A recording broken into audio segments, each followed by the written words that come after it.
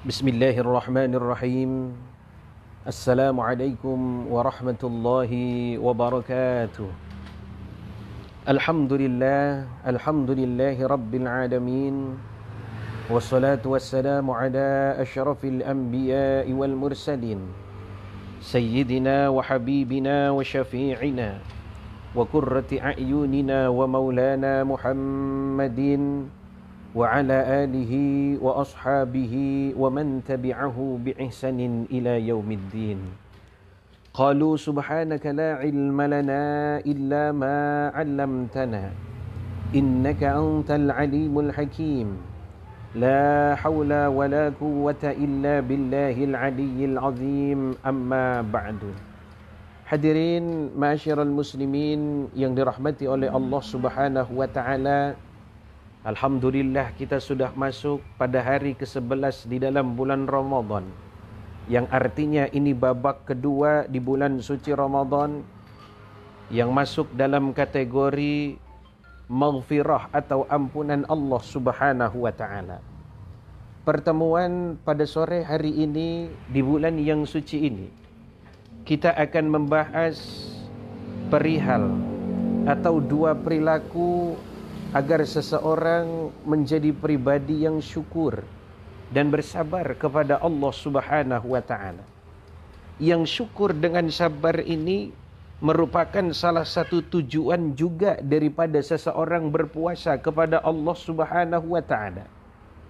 Di dalam hadis baginda Nabi kita Muhammad sallallahu alaihi wasallam, diriwayatkan oleh Al-Imam At-Tirmidzi an Ibni Amr radhiyallahu an, anna Nabi sallallahu alaihi wasallam qala, diriwayatkan oleh Al-Imam At-Tirmidzi dari sahabat Ibnu Amr, semoga Allah meridainya, dari Nabi kita Muhammad sallallahu alaihi wasallam, beliau bersabda, khaslatani man kana fihi yaktub katabahu Allahu lahu syakiran sabira.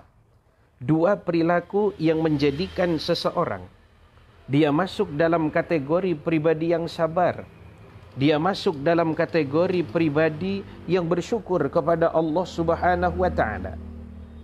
Dan sebaliknya, wa man lam takuna fihi lam yaktubhullahu syakiran wala sabira. Siapa orang yang tidak masuk dalam dua kategori perilaku yang nanti akan kita bicarakan, maka dia tidak termasuk ke dalam golongan kategori orang yang sabar dan orang yang syukur kepada Allah Subhanahu wa taala. Apa dua perilaku yang dimaksudkan oleh Nabi kita Muhammad sallallahu alaihi wasallam? Pertama, man nadhara fi dinihi ila man huwa fawqahu faqtada bihi. Siapa orang yang melihat perkara agama kepada siapa yang berada di atasnya. Orang yang melihat perkara ibadah kepada siapa yang berada di atasnya, maka orang ini termasuk golongan orang yang sabar dan juga syukur kepada Allah Subhanahu wa taala. Artinya apa? Dalam hidup terkadang kita hanya melihat manusia berpatokan kepada hartanya. Kita melihat manusia berpatokan kepada statusnya, pangkat dan juga jabatannya. Maka Nabi kita memberikan satu solusi agar kita menjadi pribadi yang sabar serta bersyukur kepada Allah dalam hal ibadah, dalam hal akhirat, dalam hal urusan agama. Maka hendak lihat kepada siapa yang berada di atas engkau. Kalau yang miskin saja solat, kenapa saya yang kaya tidak solat? Kalau yang bukan pejabat saja solat, kenapa saya yang pejabat tidak mau solat? Kalau saya orang yang memiliki kemampuan tidak mau solat, kenapa orang yang tidak memiliki kemampuan dalam berbagai macam hal, tapi justru dia sanggup mendekatkan dirinya kepada Allah Subhanahu wa taala? Maka ini yang disebut oleh Rasulullah dalam hal agama, dalam hal ibadah, dalam hal akhirat. Maka lihatlah kepada siapa yang lebih di atas, kepada siapa yang lebih tinggi perilakunya. Tidak hanya sekedar melihat faqtada bihi, tapi juga dia mengikuti perilaku tersebut. Yang miskin ini salat, maka saya pun harus salat. Itu yang miskin saja mau untuk bersedekah, membagikan sebagian hartanya, berbagi kepada sesamanya. Kenapa saya yang berkelebihan enggan untuk membagi apa yang menjadi kelebihan, padahal itu bagian daripada Allah Subhanahu wa taala yang sudah mengkaruniakannya kepada kita. Hadirin ma'asyiral muslimin rahimakumullah. Yang kedua kata baginda Nabi, wa nadhara fi dunyahu ila man huwa dunahu fahamidallaha ala ma faddalahu bihi alaihi. Kemudian perilaku yang kedua kata baginda Nabi agar menjadi pribadi yang sabar, menjadi pribadi yang syukur. Man nadhara, siapa orang melihat fi dunyahu pada perkara dunianya, ila man huwa dunahu, kepada siapa yang lebih berada di bawahnya, fahamidallah, maka kemudian orang tersebut bersyukur kepada Allah Subhanahu wa taala terhadap apa? Alama faddalahu bihi alaihi, atas apa yang sudah Allah karuniakan, atas apa yang sudah Allah anugerahkan kepada orang tersebut. Maka katabahullahu syakiran sabira, maka Allah akan menulis, Allah akan menetapkan bagi orang tersebut termasuk golongan yang sabar dan syukur kepada Allah Subhanahu wa taala. Dalam hal dunia, lihat ke bawah agar senantiasa hidup rasa syukur kita kepada Allah. Alhamdulillah ya Allah, saya tinggal di rumah yang besar begini. Tetangga itu punya rumah tidak terlalu besar, anaknya banyak, kamarnya hanya cukup untuk beberapa orang saja, syukur.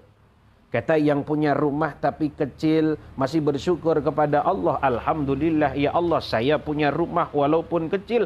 Tetangga sebelah hidupnya masih ngontrak, harus bayar setiap bulannya, belum tentu menjadi milik dan seterusnya. Kata yang ngontrak, alhamdulillah ya Allah masih ngontrak. Tetangga sebelah sama masih ngontrak, cuma kontrakannya nggak sebagus kontrakan saya.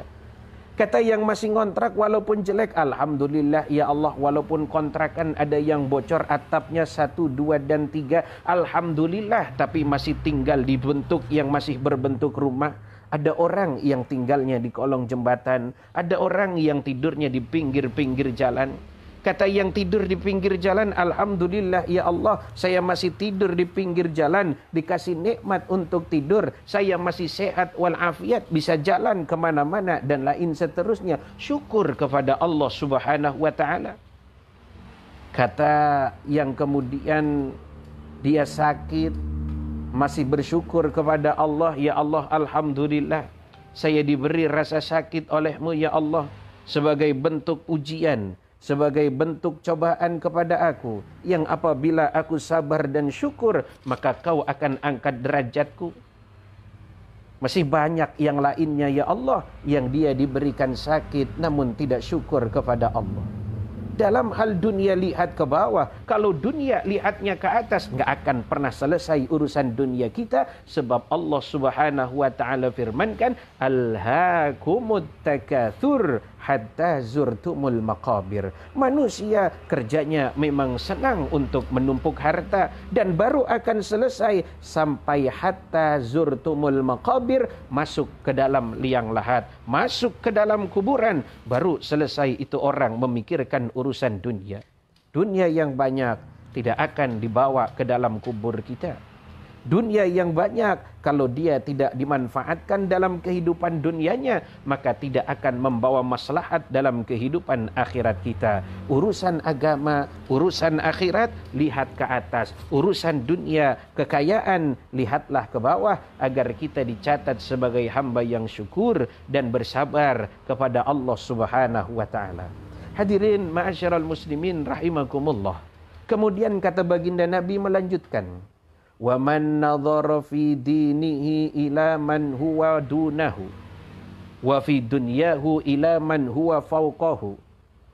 Siapa orang yang melihat urusan agama tapi melihatnya kepada yang lebih rendah, dia saja enggak salat, kenapa saya harus salat? Dia saja enggak puasa, kenapa saya harus puasa? Lihat perkara agama tapi kepada orang yang lebih di bawahnya. Sebaliknya, kemudian melihat kepada urusan dunianya, ila man huwa fauqahu, siapa yang lebih berada di atasnya, maka kata baginda Nabi, fa asifa ala ma fatahu, ni orang akan dibuat kesal, itu orang akan dibuat capek, ini orang akan sia-sia dan merasa putus asa. Kenapa? Sebab karena apa yang dicarinya, karena sebab apa yang diingininya ternyata tidak bersesuaian dengan kehendaknya, karena Allah Subhanahu wa taala telah menetapkan jatah kepada setiap hambanya yang memang sudah ditakdirkan oleh Allah Subhanahu wa taala.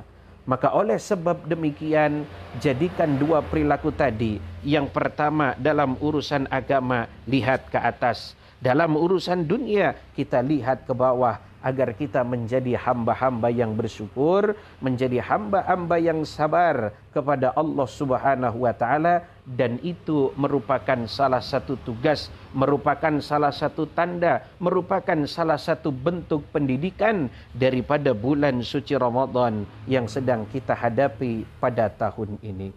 Hadirin ma'asyiral muslimin yang dirahmati oleh Allah Subhanahu wa taala, mudah-mudahan pertemuan singkat pada sore hari ini membawa manfaat, wabil khusus kepada kita semuanya, agar menjadi hamba-hamba yang senantiasa bisa mengambil ibrah, mengambil manfaat, mengambil pelajaran dari setiap apa yang Allah turunkan kepada kita melalui kekasihnya baginda Nabi kita Muhammad sallallahu alaihi wasallam.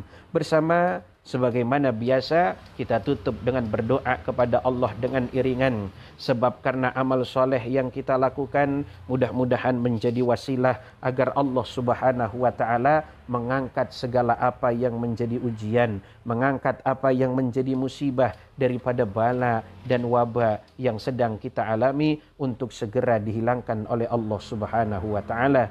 Ala hadhihi niyah وعلى كل نية صالحة وإلى حضرة النبي المصطفى الفاتحة. أعوذ بالله من الشيطان الرجيم. بسم الله الرحمن الرحيم. الحمد لله رب العالمين الرحمن الرحيم مالك يوم الدين إياك نعبد وإياك نستعين اهدنا الصراط المستقيم صراط الذين أنعمت عليهم غير المغضوب عليهم ولا الضالين آمين. اللهم بحق الفاتحة وبسر الفاتحة وبمعجزة الفاتحة وبكرمة الفاتحة وبجاه من أنزل إليه الفاتحة يا فارج الهم يا كاشف الغم يا من عبدي يغفر ويرحم. اللهم ارفع عنا الغلا والبلاء والوباء والفحشاء والمنكر وسيوف المختلفة والشدائد والمهن من بلدنا هذا يا الله ومن سائر البلدان إنك على كل شيء قدير إنك على كل شيء قدير إنك على كل شيء قدير وتحيتهم فيها سلام وآخر دعوانا أن الحمد لله رب العالمين. Terima kasih yang sebesar-besarnya atas segala perhatian. Selamat berbuka puasa. InsyaAllah kita jumpa esok hari di jam dan acara yang sama. Hadanallah wa iyyakum ajma'in. Wallahul muwafiq ila aqwamit thariq.